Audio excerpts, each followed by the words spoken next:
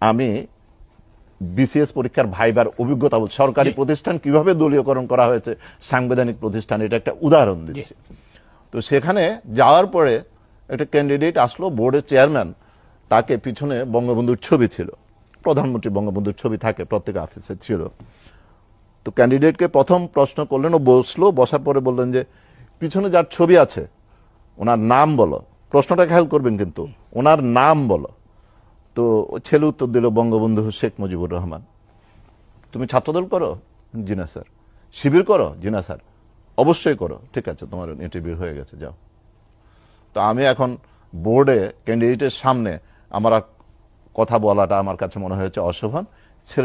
চলে যাওয়ার পরে আমি তাকে জিজ্ঞেস করলাম, বোর্ডের চেয়ারম্যানকে, what was wrong with is answer? হ্যাঁ, আপনি কি বললেন, এটা কি বললেন আপনি? ও খেয়াল করে না, ওই যে জাতির জনক বঙ্গবন্ধু শেখ মুজিবুর রহমান বলে নাই? আমি বলছি, now you tell me what is your question, being chairman of the board. আপনি তাকে কি প্রশ্ন করেছেন? প্রশ্ন করেছেন যে ওনার নাম বলো। Correct answer could have been Sheikh Mujibur Rahman. সে তো বঙ্গবন্ধু বলেছে যেটা, সেটাও বাড়তি বলেছে। আর জাতির জনক বলা তো ছিল পুরোপুরি ভুল উত্তর হতো। কারণ এখন যদি বঙ্গবন্ধু বেঁচে থাকতেন আর তার একটা পাসপোর্ট করতে যেতাম, সেটার মধ্যে কি বঙ্গবন্ধু ওখানে পাসপোর্টের মধ্যে লিখতেন জাতির জনক বঙ্গবন্ধু শেখ মুজিবুর রহমান? এটা কি নাম?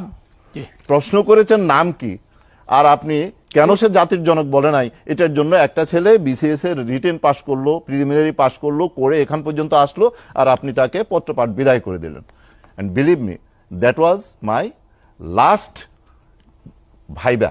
যে এরপরে আমাকে পিএসসি আর ভাইবাতে কখনো ডাকেনি।